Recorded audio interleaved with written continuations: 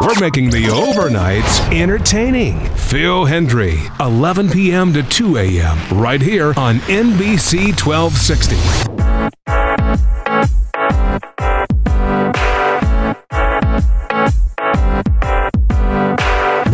The talk continues on Entertaining Talk Radio, NBC 1260 and 96.1 FM.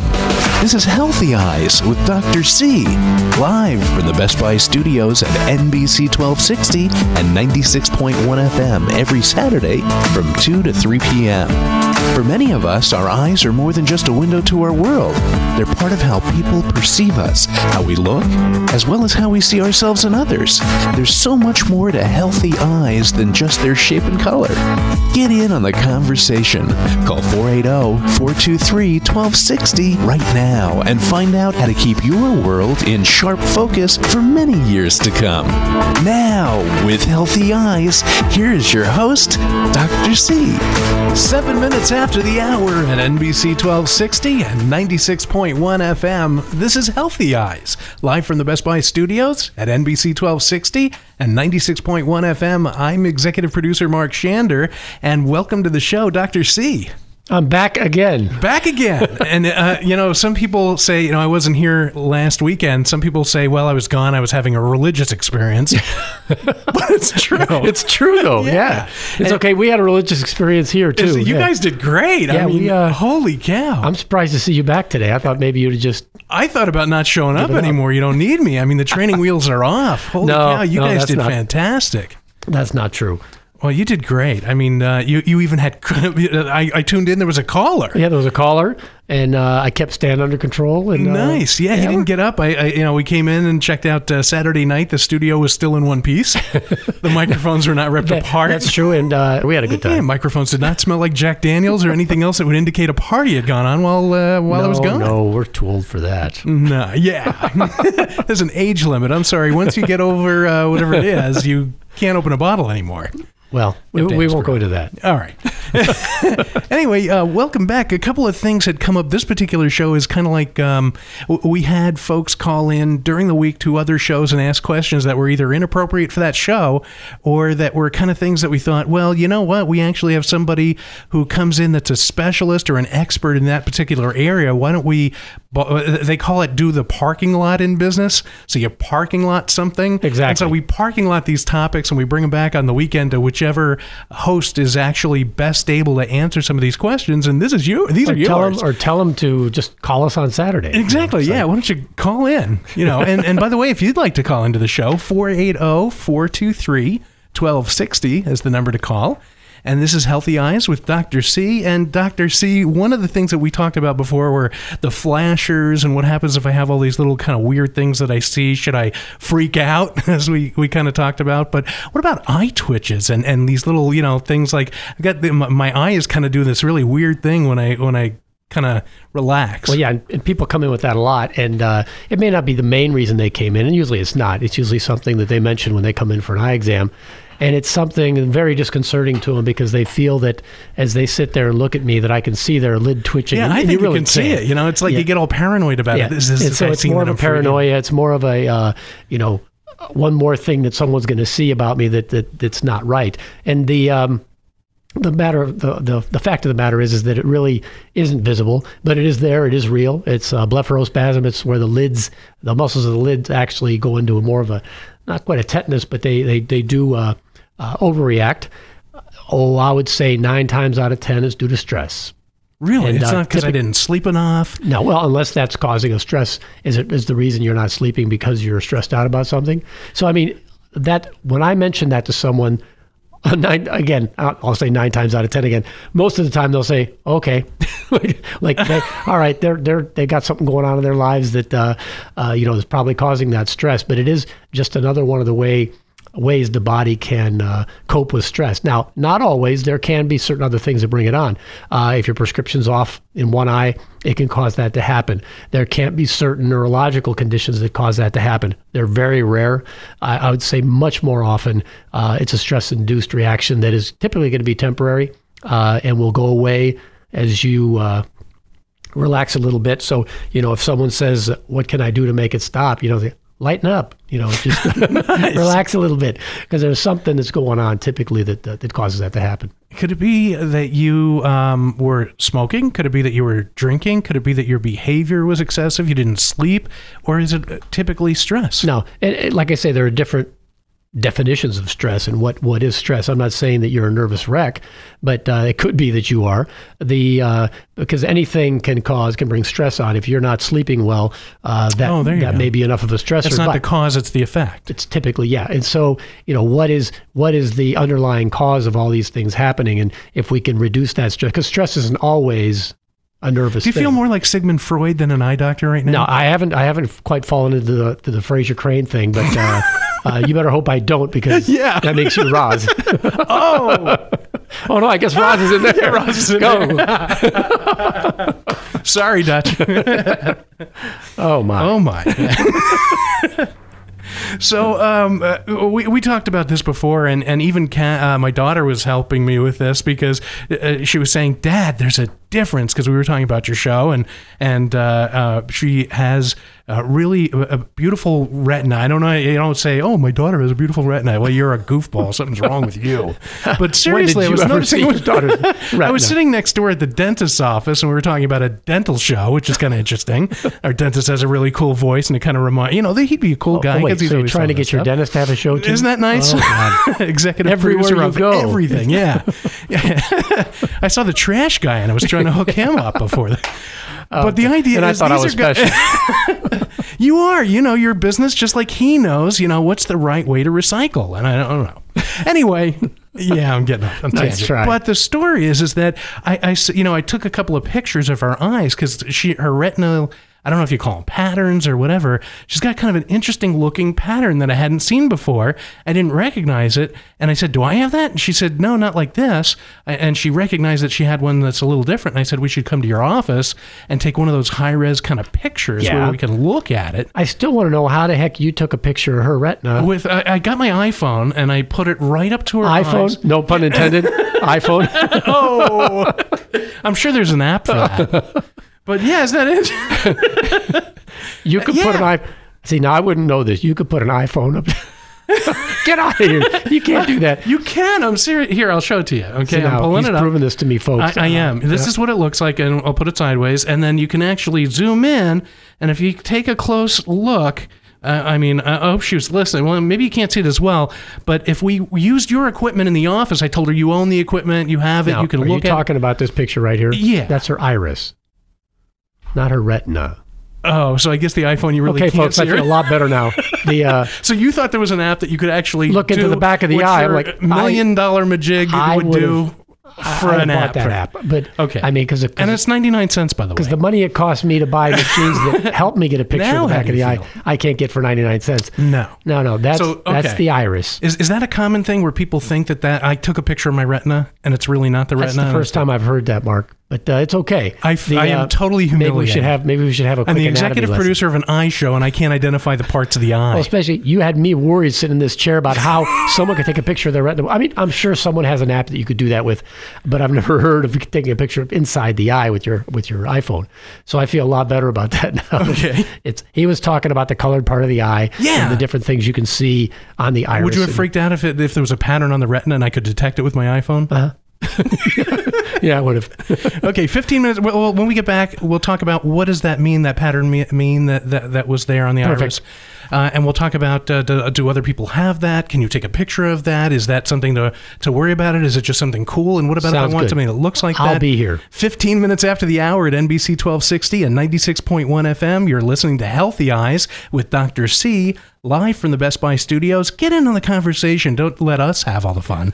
480-423-1260 is the number to call. I'm executive producer Mark Shander, and we will be back with more of Healthy Eyes right after this. Transitions Optical is dedicated to promoting healthy sight worldwide. Transitions lenses do more than correct and protect vision. They enhance the way you see everyday life. By adapting to changing light conditions, they bring out the best in all that you see, so life looks more vivid, more vibrant, more true. Transitions lenses are the #1 photochromic lenses recommended by eye care professionals worldwide. Protect your eyes and learn more about Transitions lenses by visiting your eye doctor or transitions.com. Come on, Lisa, let's go before it gets dark. Well, we haven't talked to everybody yet. Why do you want to go so soon? You know I don't like driving at night. The lights on oncoming traffic and reflections are just awful. I'll drive back tonight. I have my anti-reflective lenses with me. I don't have that problem. Works for me. Let's get some more food. Later that same evening. Okay, everybody, smile for the camera. Wait, I need to get my glasses off. They always reflect the light, and I don't like the way they look. That's it. You're getting anti-reflective lenses, too. Yahoo! It's easy to remember to ask for Kodak lenses. The doctors and staff of Tempe Eye Care Associates at 7511 South McClintock Drive in Tempe are committed to providing you state-of-the-art eye care services and products in a comfortable and friendly atmosphere. Remember the Bionic Man? We're not quite there yet, but we're not as far away as you might think. Through annual comprehensive eye examinations, the goal at Tempe Eye Care Associates is to not only maximize your visual performance, but to ensure and maintain your healthy eyes.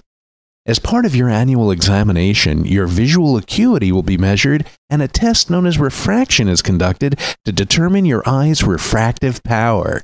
Further tests are performed to determine your visual coordination, muscle control, and focusing abilities. Your examination will include a comprehensive evaluation of your eye health to detect diseases such as glaucoma, cataracts, and retina and optic nerve abnormalities. The ocular health evaluation includes neurological assessments, measurement of internal eye pressure, and a thorough examination of the internal and external structures of the eye. Tempe Eye Care Associates also offers the OptoMap Retinal Examination System. OptoMap allows many patients the option to forego dilating drops by providing an ultra-wide view of the retina. While it doesn't replace dilation in all patients, it's an option for many. After performing these tests, their doctors will discuss your results and, if needed, explain your prescription and give you a better understanding of your overall eye health. Traditional options such as glasses, contact lenses, and eye medications will be discussed, as well as any other options you may need to consider. Dr. C is available to assist you personally, so you know you're getting the best available eye care, even if you're not on the Valley's basketball, baseball, hockey, or football teams. You'll see better after you see Dr. C. To make an appointment to visit Dr. C, call his office right now at 480-967-4910. That's 480-967-4910. Help keep your eyes healthy regardless of where you live in the Valley by starting with a call to the office of Dr. C. 480-967-4910 today. 480-967-4910, or visit www.tempeeyecareassociates.com. That's www.tempeeyecareassociates.com. Hey, Dan, how's it going? Great. Nice looking eyeglasses. Thanks. They look good, and I can see clearer, too. My doctor recommended these new digital lenses. He said that they're the latest in lens technology. It makes sense. Everything is going digital. There's my ride. See ya. Bye. Hey, what are those lenses called again? Kodak. Ask for Kodak lenses. Kodak, huh? That'll be easy to remember. It's easy to remember to ask for Kodak lenses. Transitions Optical is dedicated to promoting healthy sight worldwide. Transitions lenses do more than correct and protect vision. They enhance the way you see everyday life.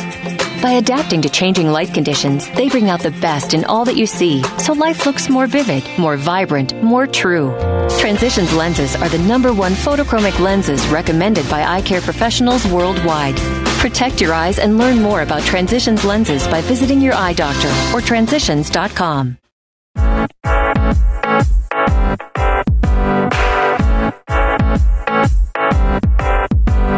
Now the talk continues, and you're just a phone call away on Entertaining Talk Radio, NBC 1260 and 96.1 FM. Welcome back to Healthy Eyes with Dr. C, every Saturday from 2 to 3 p.m. Arizona time. Get in on the conversation. Call 480-423-1260 right now and talk about your healthy eyes on the air. Once again, with Healthy Eyes, here is your host, Dr. C. Welcome back. It's 21 minutes after the hour. I'm Dr. John Chrisagis, and you're listening to Healthy Eyes. We're live from the Best Buy studios on NBC 1260, 96.1 FM. If you have any questions, give us a call. I was telling, that's 423-1260, by the way.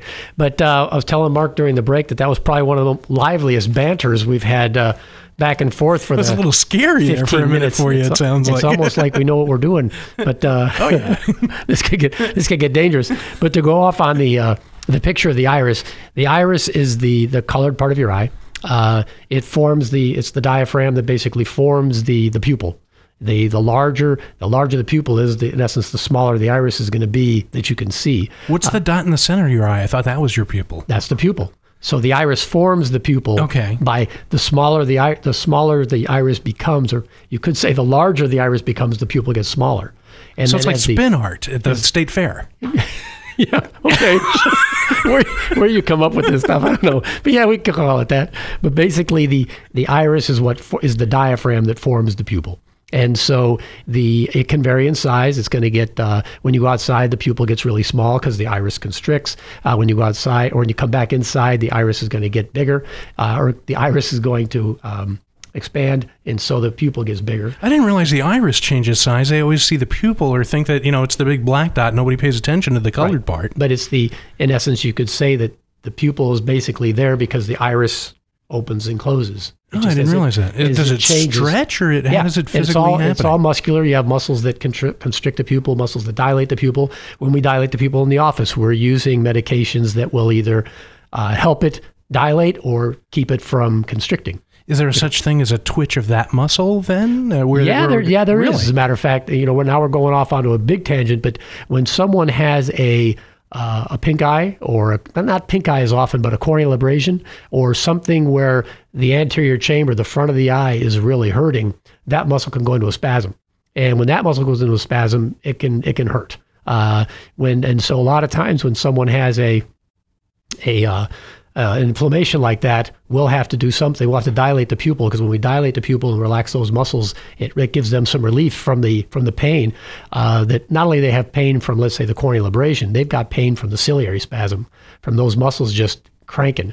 Or you can, even worse, you can get an iritis. And iritis is an inflammation of the iris, and an inflammation of the iris that hurts. That'll bring you to your knees.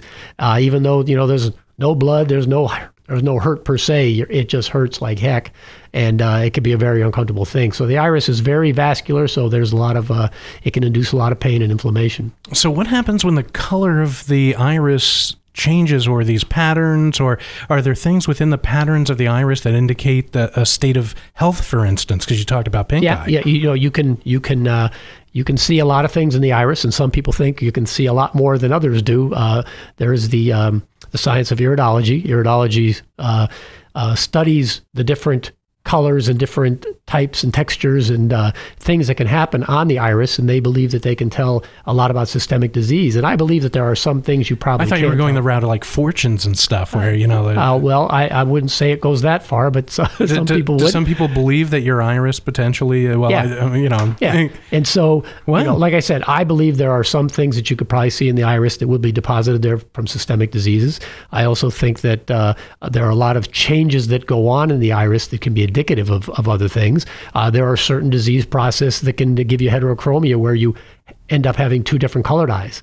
And now some people are born that way, and it could be natural, but some people... But you're saying it could develop? It can develop. Oh, sure it can. Yeah. Or you can you can get blood vessel growth, abnormal blood vessel growth on the iris that can cause problems, especially if those blood vessels decide to leak, and that can induce glaucoma. Could you, let's say in the future, or sometime when someone might want to do this, I don't want to call it like tattooing, but could you potentially put a logo in there, or put something in there that you forced to develop because you wanted to identify someone? I mean, there's all kinds of sci-fi kind of I'm sure. If we think about it for a while, it is a tissue, and something like that could be done. Why don't you just put a contact lens on and put your logo on a contact? Probably a lot faster, a lot safer, but it's not going to induce any inflammation when you do it. But so when I say somebody has a beautiful eye, I'm really saying that the colored portion of the eye potentially has and what about a pattern? Is a pattern uncommon where you see something that looks like maybe a star or a shape? Yeah, that's usually some type of a pigmented abnormality where you've got a little bit more pigment here, and it might take on a certain shape, but typically it's more of a sector type of thing where you've got a quarter of, most of the eye is green, but maybe a quarter of that iris has a little more brownish color to it. And that's just a personal thing that some people are going to have, and other people aren't. And most people don't. Most people have the same color throughout. But, some people, their eyes even change a little bit, depending on what they're wearing or the color in the room. And those are typically, they're really not changing. It's more of the way the light reflects off of the light pigment that they have because they have a lighter eye. Yeah, I've got a blue-eyed cousin, and my eyes are brown. And I asked my mom one day because, her sister is the one who had the blue-eyed, my blue-eyed cousin, and I said, how come my cousin's eyes are blue and my eyes are brown? Don't go there. Don't. Come on, let me say it. Okay, go ahead. She said, because you're full of BS. Exactly. Okay. You knew. I'm like, who am I talking to? Of course you know that. Of course I know that. It's kind of like making a spectacle of myself. Oh. So there's some that I've been hearing for 30 years. Yeah, but now you got to figure out a way to, to get progressive lens into the answer. I'm making a progressive lens out of myself.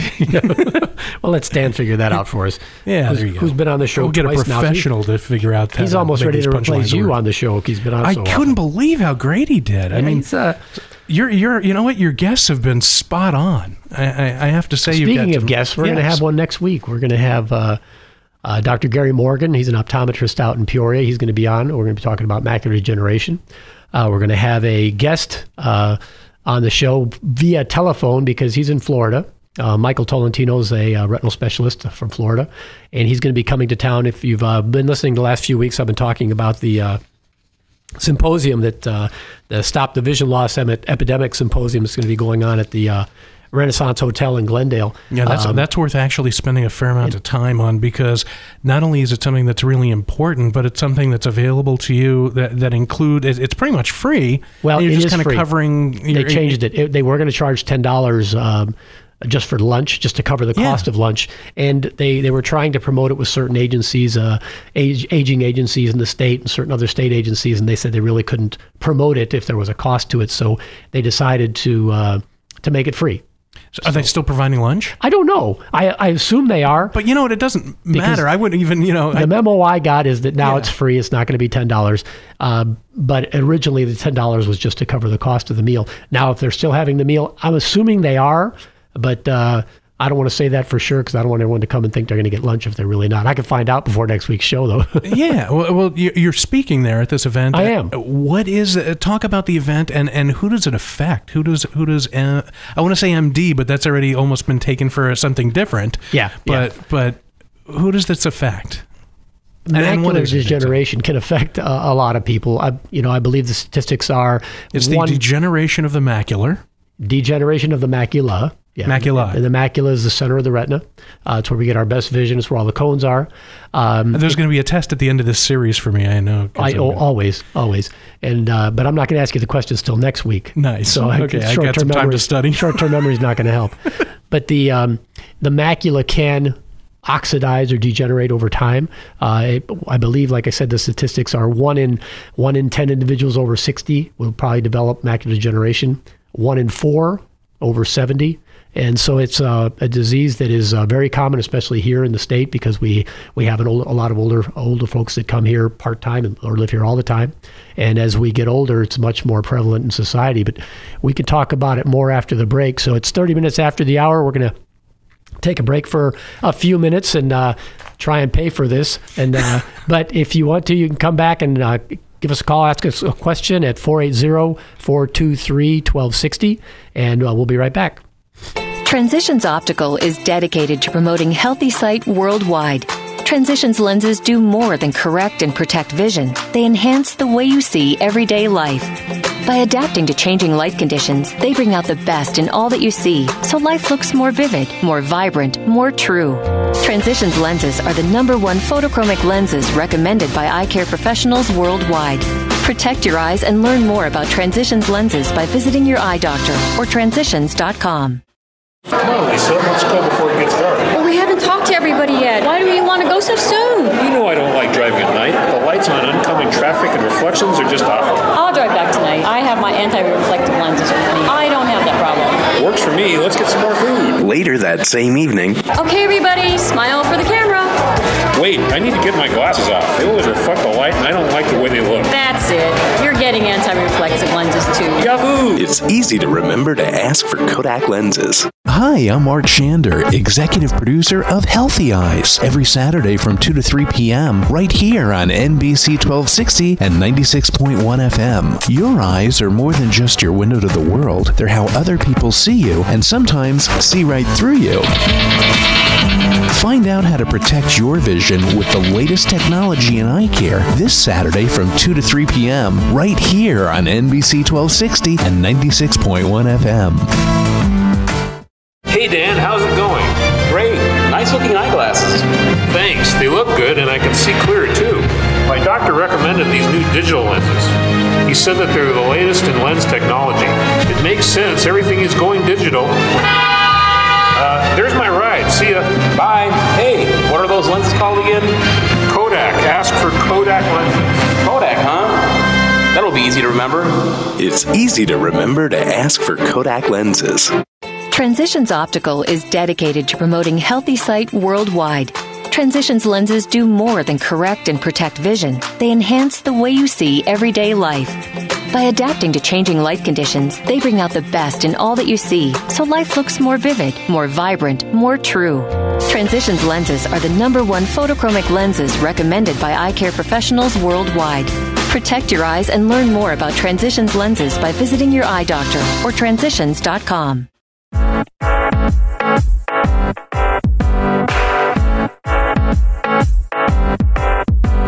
Now the talk continues, and you're just a phone call away on Entertaining Talk Radio, NBC 1260 and 96.1 FM. Welcome back to Healthy Eyes with Dr. C, every Saturday from 2 to 3 p.m. Arizona time. Get in on the conversation. Call 480-423-1260 right now and talk about your healthy eyes on the air.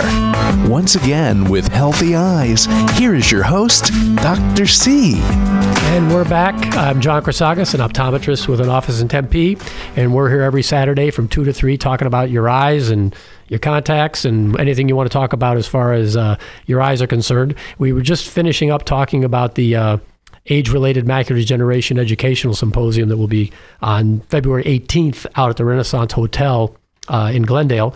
And for those of you that have any interest in going to listen to people talk about macular degeneration and things you can do and what causes it and the genetic component to it and everything else, it will be a full day symposium. I believe it's going from 9 to 2 or 2:30. And it's at the Renaissance Hotel and Spa, like I said. Saturday, February 18th from, there it is, 8:30 to 2:30. I was close. And if you are interested to register, you can call 941-870-4399. Or you can go online to www.maculardegenerationassociation.org. That's maculardegenerationassociation.org. It is free to the public. And as we talked about earlier, we don't know if that includes lunch or not, but I can find out. Bring a snack. Yeah. Just kind of stack the deck just in case. And I was calling it macular degeneration because I'm from New York. Yeah. No, it is macular degeneration, but the tissue is called the macula. That is confusing. Oh, yeah. We do it that way on purpose. So what are the medical terms for nearsightedness and farsightedness, and how come they're not called nearsightedness and farsightedness in medical terms? Because most of the people that come into the office, if we talk to them about their prescription or they're talking, they'll say, well, I'm nearsighted. Well, I don't know. I can't remember what the difference is between nearsightedness and farsightedness. Well, if you want to, you can remember it. When you're nearsighted, you have your sight at near. Okay? Meaning you can see up close, but you can't see far away.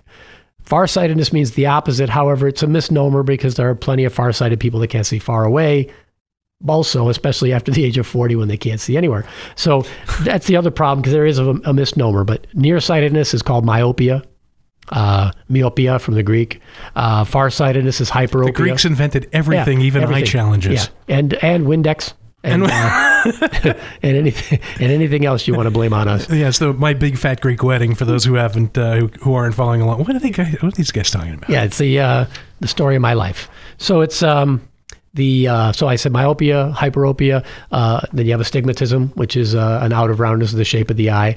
Presbyopia, presbyopia is what occurs to us as we mature. What I mentioned when you become 42, 45, and you can't see up close anymore, that's called presbyopia. And because it's the older eye, so to speak. You bring up a really good point. A lot of the things you're talking about are things that happen that specifically are age-related, it sounds like. And how come the macular degeneration is called age-related? Is there a degeneration that is caused because of maybe health concerns or health reasons or disease over age? And is there a distinction? Well, there are different types of we'll call maculopathy, but age-related macular degeneration. I was actually giving a lecture today, and I was talking about that. And when I was in school, which was a long time ago, but it'll be 30 years in May since I've been out of optometry school. That's kind of scary, but nonetheless, when we were in school, we were taught that it was senile macular degeneration because technically the word senile just means old. But in our society, senile had a different connotation, and so they just said we don't want to call it this. It's not politically correct, even though political correctness wasn't around 30 years ago, or at least the term wasn't. So they changed it to age-related macular degeneration, which is a much better way to talk about it, because it can be a degeneration that does occur over time. It can be an oxidative process that breaks down over time. So all the research is going into what can we do to stop the oxidation? What can we do to prevent it? And if it does happen, what can we do to treat it? And that's what Dr. Tolentino will be talking about, and we'll be talking about with Dr. Morgan, because there are different things we can do from a preventative standpoint, because there are a number of genetic components to it, but there are also a lot of environmental components, and anything we can try and control, we're going to try and do. So it's kind of like wrinkle cream for the eyes is what you're kind of looking for. You could call it something like that, or you could say we're trying to reduce because rust is an oxidative process. Okay. And you could say it's almost like the retina is rusting, and that's putting it mildly and putting it simply, but it's basically a way that someone can look at it, and we're trying to figure out a way, not we, but the scientists are trying to figure out a way if they can stop the oxidative process from occurring and get back some sight. Talk about legal blindness, because that's come up in a lot of questions, and especially this week on different shows. And part of that was related to the golf tour and the things that are going on this weekend relating to golf. And some people how would legal blindness in golf? How did that get? There's a group that there's a group of players that is specifically made up of people who are legally blind. And there are folks who help them, and there are other folks that are legally blind who insist we don't want any help. We're able to golf without assistance, and we're a team. So there's teams that are made up of folks who are legally blind. There are teams that are made up of folks who are legally blind but require no assistance. Right. So those particular folks who are golfing, and they're competitive, and it's not at the same place. It's but I just thought it had something to do. Isn't that interesting? With the Phoenix Open or the Waste Management Phoenix Open? Yeah, it's actually it's not, but it was inspired. Right. Some of the questions were inspired by that activity taking place. Yeah, well, I think you can definitely be legally blind. You could probably be totally blind in golf if you have the right teacher. But you can actually see things and be legally blind. I believe the definition in Arizona for legal blindness is 2200 best corrected. If the best we can get you to see is 2200 or less, you're considered legally blind. It's also got to do with constriction of your visual field. If your visual field is constricted because certain diseases like, let's say, retinitis pigmentosa or certain other diseases can reduce your peripheral vision. And if you've only got a little bit of central vision left, that can limit your vision, and you would be considered legally blind. And it does a couple of things. One, as far as designation for insurance and for certain state and federal programs, you have to be legally blind to get it. Well, that's the criterion that they use. Just because someone, and again, I said best corrected. Like personally, I'm very nearsighted. If what I saw without my glasses or contacts on was the best I could see, I would be legally blind. But I'm nowhere near legally blind because I'm correctable. Okay. And even if you're correctable to 2100, you're still not legally blind. It's just the level they felt would make it so that you would definitely be put at risk or put other people at risk, and that you definitely needed some type of, or you could at least apply for some type of assistance if you wanted to, but it's best corrected based on acuity or based on the size of the visual field. There's a device, going back to our wonderful iPhone conversation earlier. There's a device that's being sold right now that snaps onto the lens of an iPhone and allows you to walk around and create a 360-degree video. And it kind of, it works with a mirror and kind of grabs everything that's around the periphery and records it compressed. Where do you find these things? Do you stay up at night and just go through apps? And it's part of the job as executive producer for NBC 1260 and 96.1 FM. Are you guys listening to that? He's working for you all the time. And this particular app requires this little piece of hardware that sits on top of the phone, and it kind of grabs all of this visual information and just stores it in a compressed manner. And then the app on the other side, as you're watching the video, lets you spin around the video and see what was happening outside of the center point of focus. So you can see what else was going around when the person was walking around with Do you get dizzy? Yeah, I think you do. But the interesting thing is that you can see behind the person, to the side of the person. And I'm wondering, do they have corrective things for people who may have a peripheral blindness? Oh, yeah. That lets them see in the peripheries, and if they do, which you say they do, could you potentially drive with that as a corrective lens? Well, yeah. I mean, that's the other thing. Another doctor will be talking in 2 weeks strictly on low vision. A low vision specialist is an optometrist that will specialize in ways to get people to see beyond the normal lens mechanics, as far as wearing glasses and things like that. Like if someone is just on the borderline of losing their license, their 2050, 2060, there are telescopic systems that have been okayed by DMV that you can wear a telescopic system to drive in the state of Arizona if that's all you have to do to get down to the legal limit.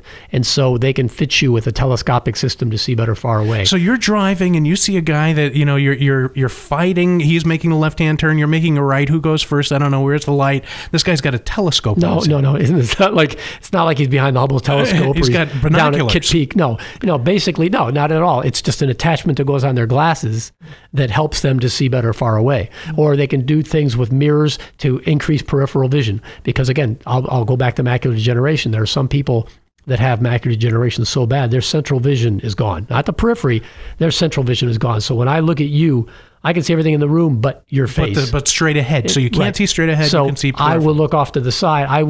Some people will see better by looking off to the side. It's called eccentric fixation or eccentric viewing, where I will look over here to see you better straight ahead. And so we can do that.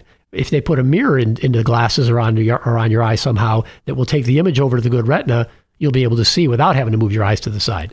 And so there are different things that can be done with low vision to try and improve what usable vision you have. Does it look? Do these things look weird to people who are looking at it and not familiar with the fact that this is really something that's corrective? They can, yes. And I wasn't trying to make fun. Right. I'm trying to call attention to the fact that if you see somebody and they've got something that's corrective over their eyes, and they're driving, especially if it's electronic as opposed to optical, because I think that maybe you can talk to this, or maybe you have a guest that can talk to this, but in a lot of cases, it's not all optical correction. A lot of it turns out, you've got cameras and they're electronic monitoring or something that you're putting over your eyes that's correcting electronically instead of optically. Well, especially with the near point, when they're talking about reading, some people, it's very important for them to be able to drive, whether it's because of where they live or what they have to do. Other people know they can't drive because their vision's bad enough, but they just want to be able to read a book, or they just want to be able to read the Bible or do something up close. And so that's where a lot of the electronic stuff comes in, with whether it's some type of a closed circuit TV system or something to where they can make things bigger. And what we could do is I can have a guest. I can have a low vision specialist come on and we can talk about that sometime. That'd be fantastic. It's 45 minutes after the hour. We're going to take another break. We're on NBC 1260 and 96.1 FM, live from the Best Buy studios. Give us a call. We're going to have 15 minutes when we come back, and you can call us at 480-423-1260. That's 423-1260. We'll see you in a few minutes. Transitions Optical is dedicated to promoting healthy sight worldwide. Transitions lenses do more than correct and protect vision. They enhance the way you see everyday life. By adapting to changing light conditions, they bring out the best in all that you see, so life looks more vivid, more vibrant, more true. Transitions lenses are the #1 photochromic lenses recommended by eye care professionals worldwide. Protect your eyes and learn more about Transitions lenses by visiting your eye doctor or transitions.com. Come on, Lisa, let's go before it gets dark. Well, we haven't talked to everybody yet. Why do you want to go so soon? You know I don't like driving at night. The lights on oncoming traffic and reflections are just awful. I'll drive back tonight. I have my anti-reflective lenses with me. I don't have that problem. Works for me. Let's get some more food. Later that same evening, Okay, everybody, smile for the camera. Wait, I need to get my glasses off. They always reflect the light, and I don't like the way they look. That's it.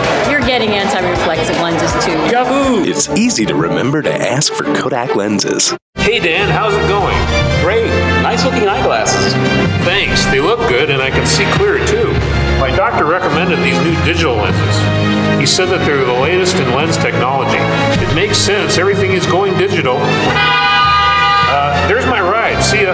Bye. Hey, what are those lenses called again? Kodak. Ask for Kodak lenses. Kodak, huh? That'll be easy to remember. It's easy to remember to ask for Kodak lenses. Transitions Optical is dedicated to promoting healthy sight worldwide. Transitions lenses do more than correct and protect vision. They enhance the way you see everyday life. By adapting to changing light conditions, they bring out the best in all that you see, so life looks more vivid, more vibrant, more true. Transitions lenses are the #1 photochromic lenses recommended by eye care professionals worldwide. Protect your eyes and learn more about Transitions lenses by visiting your eye doctor or transitions.com.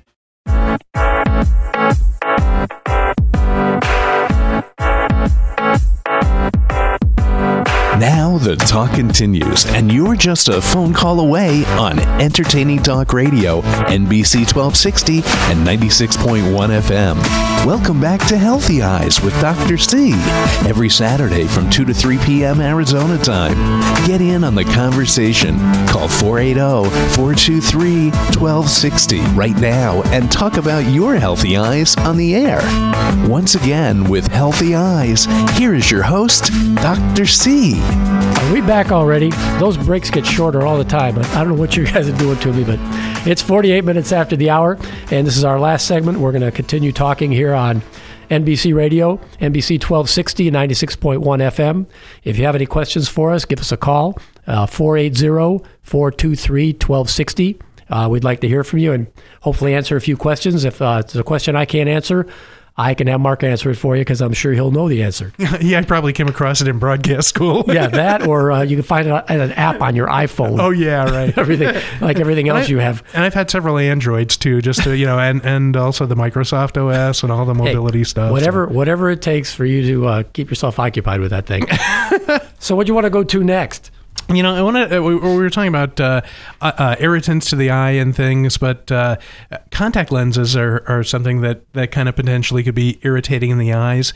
And for kids, it can also be something that they either want or is being forced on them by parents. Sometimes parents don't want, for some reason, I don't want somebody to see that my kid needs glasses. It's a bad reflection on me, or whatever it might be. There's still a lot of psychological stigmas regarding corrective. It could be anything, not just glasses, but anything physical. Somebody needs to use a crutch, somebody needs to use whatever. Who cares? It's what's in your heart that's important. Yeah, kids can be mean though. they can be, and they're to one another. But imagine being a child that's being forced into one particular type of eyewear and it's uncomfortable. How old does a kid need to be in order to really be able to be self-sufficient using contact lenses? Well, it depends.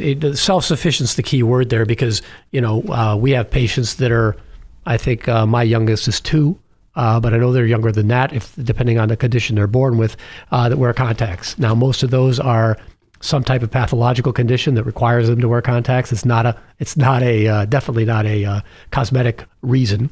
Most of them are probably referred to me from pediatric ophthalmologists that don't want to deal with the contacts, but when it comes to fitting them with contacts, they need it, they have to have it. Whereas someone else, let's say they're 8 or 9 years old, 10, somewhere in there, I'll talk to the parent and I'll say, how often do you tell them to brush their teeth? How often do you tell them to do their homework? How often do you tell them to make their bed?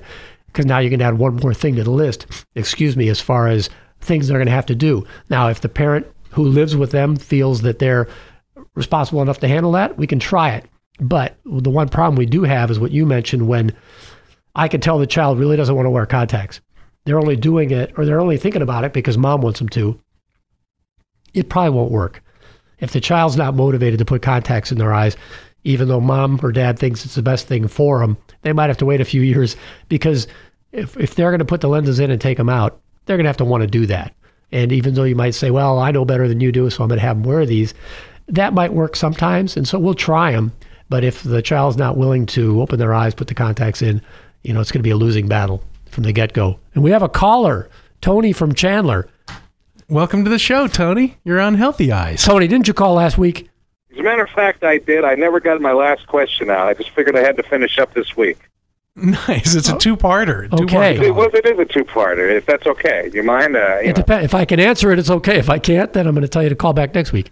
Okay. Well, when I was a kid, first of all, I later was found out I have dyslexia, which is another issue and another show. But when I was a kid, they kept telling me to do these eye exercises. I was curious if any of that stuff worked, where you had the two cats and the tail and thing, and you had to push them together, and you held it out in front of you. Is that being done today, or is that like a big joke they were pulling on us? I don't know what you're talking about, Tony. I think someone was pulling the wool over your eyes. No pun intended. No, I knew it. No. Seriously, there are a lot of eye exercises out there that you can do depending on the condition of your eyes. There are some that are touted that I don't necessarily think work. There's many that are touted that really do work, and it depends on what the problem is with your eyes. Are they crossing? Are they going out? Can you not handle fixation? Are you not using both eyes together binocularly? So a lot of the eye exercises they probably told you to do were probably legitimate, and they might have helped, and that could be part of the problem that you have today. No, I'm just kidding, only because I know Tony, but the fact of the matter is that there are a lot of eye exercises that, when done correctly, can help those types of conditions. So hopefully you weren't wasting your time if you did do them, and I doubt that you were wasting your time. But there was a little truth to it, huh? Oh, no, there's a lot of truth to it. However, there are some people, in my estimation, that think that some of these eye exercises can do too much, but most of those are internet-based, and they're just trying to sell things that I don't think really have a medical basis or evidence-based basis to fall back on. But a lot of the other stuff, if you can exercise your eyes to do certain things, depending on what the problem is, I think they can help.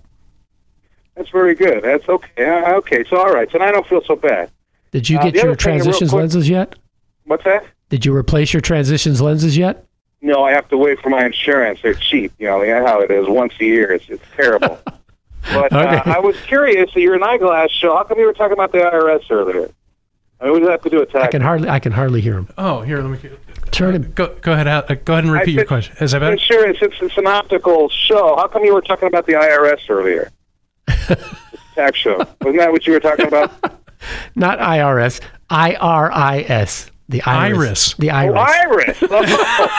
Oh, iris. Now I got to do a hearing show. I thought it was April 15th already. I thought you said you were dyslexic, not deaf. It's okay. I'm both. But I am thinking of going to school because I was the one who got in trouble for nailing a caller when we had a pet show. Now you're getting in trouble for nailing a caller on the optical show. Terrible. It's terrible. He's trying to be funny. I saved my father's eyesight just recently, because every time he drank coffee, he would get a real bad pain in his eye, and I finally told him, we'll pull the spoon out of the cup, and you'll be okay. That's so bad. Right away, things are looking up at our house. Tony, whose show is this? Dr. C. Mark, y'all have a wonderful afternoon, and I'll keep listening. Thanks, Tony. Thank you very much for your call. 480-423-1260 is the number to... Comedy and optical, all in the same show. 480-423-1260. You're listening to Healthy Eyes on NBC 1260 and 96.1 FM. We're live from the Best Buy studios. We have time, and a line is available if you'd like to call. Again, 480-423-1260. Yeah, if we can get Tony off. Yeah. So, you went skiing, and I heard your eyes hurt when you were done. Why? What am I? What was it? No. Oh, because of the blindness thing? Yeah, no, because you asked about snow blindness. I did, and that's an interesting topic. Snow blindness, and then also other things that you might be doing that you might be out skiing, water skiing, anything you might be doing that you wouldn't think normally the reflection of sunlight would, or any kind of something like that would be something you'd have to be especially this time of year, a lot of people in the valley run up to Sunrise or up to Sholo, Pine Top area and ski. And you can definitely get too much ultraviolet exposure onto your cornea. And so you got two things going against you when you ski, especially in Arizona, where most of the time it is sunny when you're skiing. And you're going to have the UV from the sun, but you're also at an altitude. So you have less of the atmosphere to help you out to filter some of that out. And so it doesn't take long being up there without a good pair of sunglasses to cause UV damage. When you look at the visible spectrum of light, you're going from red to blue, and when you get out to the outer edge of the visual spectrum on the blue side, that's when you start going into the UV. And ultraviolet is a very high energy waveform, and it goes past the UV into X-rays and gamma rays and things like that. For those of you who know things about the spectrum, where the other side of the spectrum goes off into infrared. And infrared really doesn't bother us too much because that's low energy. Where what really does bother us is the UV, and it can damage the cornea. Now, typically, again, I say typically because most people don't get permanent damage from this, but they'll get the damage once, and that's usually all it takes because it really hurts. Because the cornea is very sensitive to this, and the cornea is also very well innervated, and so you can feel any type of corneal sensation. For those of you that have had a corneal abrasion before, it'll bring you to your knees too. And so when you go skiing, especially snow skiing in the sun, you should be wearing sunglasses. Same thing can happen on the water, though. You can get reflections off the water, a lot of ultraviolet exposure. So anytime you are in a position where you're getting a lot of exposure to ultraviolet, you should wear a good pair of sunglasses. And we could go on past that and forget the say young people skiing, but we could go into, again, what is happening with macular degeneration and why is it age-related. The overall years of exposure to UV, let's say being skiing, or out water skiing, out working on the farm, out playing golf, baseball, not wearing sunglasses, after years and years of exposure to UV, what is that actually doing to the tissue? And so anytime you spend a lot of time out in the sun, especially here where it's a lot stronger, you should be wearing some type of sunglasses that have a UV protection on them. And not the kind that you pick up at a inexpensive store or something like that? Or, it depends. If the inexpensive store happens to have a good quality sunglass that keeps out 99 to 100% of the UV, it doesn't matter what they cost per se, even though typically the ophthalmic quality lens is what you want to have, because you don't want to. I've seen sunglasses that had 100% UV, but when you put them in front of a projector or something, it totally distorted the image because the lenses they put in there were terrible. So just say an ophthalmic quality lens that keeps out the UV is what you need. How do people get a hold of you if they have more questions outside of the show? They just like to maybe even come in and see you real quick. They can give us a call at 480-967-4910 or get online. It's www.tempeeyecareassociates.com. If you want the shortcut, www.drsee.com. We'll see you next week on Healthy Eyes on NBC 1260 and 96.1 FM. Healthy Eyes with Dr. C every Saturday from 2 to 3 p.m. Arizona time on Entertaining Talk Radio, NBC 1260 and 96.1 FM. The opinions expressed on this show are those of the host and are not meant to diagnose or treat any particular medical issue. Always check with your doctor or eye care professional before making any changes to your vision care. For more information about Healthy Eyes or to learn how you could be a guest on the show or a sponsor of the program, visit Dr. C at www.drsee.com.